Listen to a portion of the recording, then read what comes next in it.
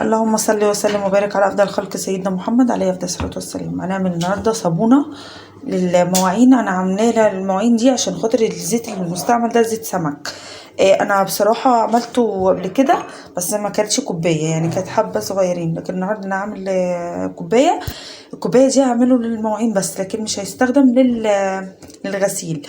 فاول حاجه هنعملها مع بعضينا، هنحط الصودا في ميه بحيث ان هي ايه تدوب وتبرد عقبال ما ايه نكمل بقيه المكونات. هناخده بسم الله الرحمن الرحيم معلقتين. انا هنا معايا ربع كوبايه ميه مجمده، ميه ليمون. انت عندك ميه بس خلي بالك بس عشان بتطلع بخيره جامده جدا ونفسك. فاحنا هناخده معلقتين هرميين. بسم الله الرحمن الرحيم. وتبعدي يعني نفسك جامد قوي وخلي بالك على ايدك، ولو جت حاجه على ايدك حطي خل عليها على طول. اهي معلقتين هرميين اهم. هقلبهم بس كويس عشان انتوا عارفين التلج عقبال ما هو هيسيح بسرعه، بس محتاج تقليبه علشان خاطر يسيح يعني او يدوب مع التلج بسرعه. تمام خلاص انا دوبته. بصوا يا جماعه بيبقى سخن جدا طبعا. ايه لما بحط تلج على طول مش عارفه ليه بيطول شويه في ان هو يدوب، يعني حاجات منه خفيفه مش مشكله كده كده لو اتحط حتى عادي. فالمهم هو بيبقى درجه حرارته عاليه جدا، فهو لما بيتحط تلج ما بيبقاش سخن للدرجه. اول حاجه هنعملها ايه؟ بسم الله الرحمن الرحيم. الزيت طبعا متصفي تماما ما فيهوش اي شوائب، متصفي حلو جدا عشان خاطر ايه الحاجات اللي بتفضل في الزيت بعد القلي حتى لو قلي عادي. فاحنا هنا عشان خاطر نضيع ريحه الزفاره هنحط معلقه كلور. هتقولي كلور ومواعين؟ دي معلقه يعني مش هتعمل اي حاجه خالص. تمام انا بحاول امسك المعلقه كده بايدي انا عشان بس مفيش حد يصور معايا، فانا بعمل بنفسي. بسم الله الرحمن الرحيم. احنا مش عايزين سوائل كتير يا جماعه عشان خاطر الصابونه متبقاش طريه مننا. تمام وكل حاجه هتحطيها هتقلبيها كويس جدا عشان خاطر ايه يبقى فيه يندمج مع بعض. طبعا كل ما تضيفي حاجه كل ما تقلبي، والتقليب ده بيبقى في صالح الحاجه او الصابون اللي انت بتعمليه، اذا كان برسيل صابون شاور اي مستحضرات تجميل او تنظيف، فلازم تقلبيه حلو قوي. بص انا حاطه معلقه الكلور، بص عمل فيه ايه ما شاء الله، خلاه حلو قوي ويعني لونه بيفتح وريحته يعني بصراحه غيرت خالص، ما فيهاش ريحه الزفاره. وكده كده احنا بنغسل بيه المواعين فمش هيضرنا في حاجه. طبعا قلبي تقليب مستمر عشان تاخدي في الاخر نتيجة تبهرك. تمام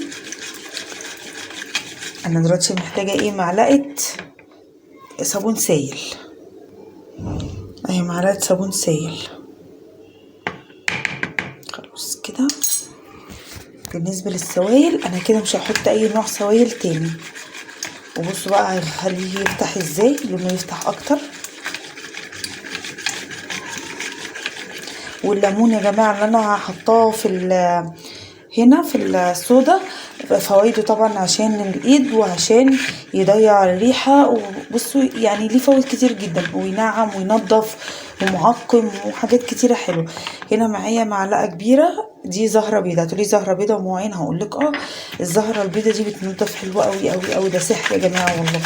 فعشان كده انا بحطها بحيث ان هي ايه تديني نظافه جامده. حتى ولو يعني حسيت ان الريحه بتاعت الزفاره راحت تماما، ممكن تستخدم لغسيل مثلا فوطه مطبخ، حته مثلا بمسح فيها مش عارف ايه كده يعني.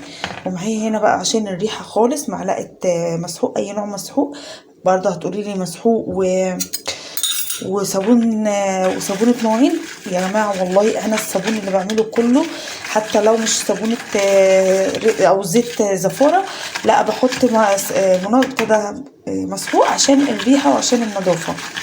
ولو مثلا انت حاسه ان مثلا الصابون بتاع الزيت ده بيدهن، معلقه المسحوق دي بتضيع جميع الروايح والدهننه وكل حاجه في الصابونه. بس انا هقلب تقليب كويس جدا. انا كده بالنسبه لي اي مكون هحطه تاني هو كده خلاص. اخر حاجه بس هحط جليسرين عشان برضو نعومه الايد وخلاص. هقلب تقليب حلو قوي اللي هو خليه يبقى كريمي، وارجع اوريكم لحد ما اوصل للمرحله دي.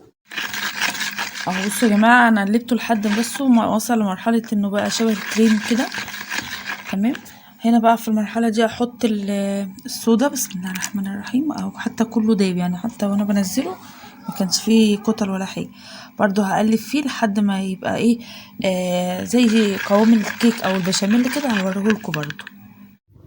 بصوا يا جماعه انا عملت ايه لما كنت بقلب في الصابون. كنت بقلب عادي خالص، فجيت يا دوب عقبال ما حضرت دي، والله انا في لحظه لقيت الصابون نشف خالص، يعني اتصلب وانا بقلبه. يعني انت بصي قبل ما تكوني محضره حاجتك تجهزي القالب اللي هتحطي فيه الصابون بتاعك. بسم الله الرحمن الرحيم. لا يعني اتصلب في مفيش، والله مفيش بجد. ما لحقتش اصور الجزء اللي هو بتاع الصابونه وانا بصبها. بصي حتى هتلاقي من هنا مش مظبوطه، مش متساويه عشان ما لحقتش، يا دوبك صبيتها وعلى كده. بصي حتى ناشفه ازاي، بسم الله ما شاء الله. يعني ايه ناشفه ناشفه، اتسلبت جامد جدا. هنا بقى نجرب الرغوه مع بعض. انا طبعا مش هقصها، يعني انا مش محتاجه ان انا اقصها. المفروض ان انا كنت يعني قسمتها قبل ما احطها ولا ايه، مش عارفه يعني، لان انا طبعا ما لحقتش. تمام. بصوا بسم الله ما شاء الله. انا يعني الرغوه تحت ايدي تحس ان هي كريميه قوي قوي فوق الوصف. يعني انا بص من كتر ما هي كريميه انا مش عارفه اظبط الرغوه. يعني انا بص المفروض ان انا ايه اهي كده اهو خلاص. ناعمه ناعمه بجد. طبعا استخدامها بعد 40 يوم، ما ينفعش تستخدمها على طول وايه، وتستخدميها بامان بعد كده. انا بالنسبه لي عشان متعوده ف يعني عادي، يعني لحظه كده بتاعه التصوير ما فيهاش مشكله. زي ما انتم شايفين اهو. هي بصي عشان كريميه تحت ايدي فانا مش عارفه بصراحه يعني ارغي جامد، بس هي باينه يعني الرغي. تمام كده اكون خلصت ان شاء الله معاكم الفيديو. يا رب يكون الفيديو عجبكم. والصابونه بصراحه جميله جدا، وريحتها ما فيهاش اي ريحه زفاره، لان الحاجات اللي احنا حطيناها بصي مضيعه ريحه الزفاره خالص.